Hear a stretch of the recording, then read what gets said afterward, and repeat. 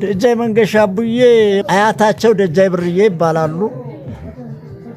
አባታቸው ደጃች አቡዬ ብሩ ይባላሉ። ተሁለት ደጃዝማቾች ወጡ ጀግና ታዋቂ ሌናቸው በ14 ዓመታቸው አባታቸው ጋር ሲዘምቱ ዘመቻ ላይ እንዳሉ አባትየው በጣም ወፍራም ስለነበሩ ጉዞ በዛን ወቅት ትራንስፖርት የለም መኪና የለም የረባ በበቅሎ ነው። በበቅሎ ሲጓዙ ልባቸው ፈንድቶ በረሃ ላይ ሞቱ። በመዋጋት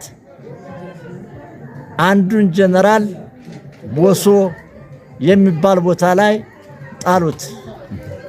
ሁለተኛውን ጀነራል ካራጀጎላ ላይ ጣሉት። አንድ ትልቅ ተራራ ነበር አዳማ ላይ እሱ የሞተበት ካፒቴን ጎራ ያተባለው በዛ ነው።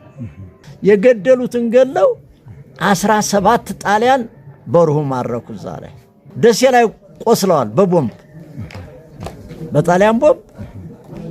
መንገሻ ጎራ የሚባል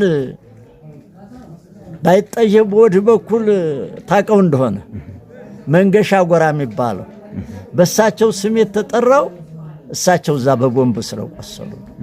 ጣሊያን በጀቱ ያንት ልጎራ አብረው በየ እኔ ሶለው ሰው የለም በየ እኔ አስባልብኳ ሰው የለም ብዬ ካፒቴን ገዳይ መንገሻ አቡዬ አንቆተቆተው ጀቱን ከሰማይ ይዛ ጀግና ዘር የበራዬ እያናዘዘ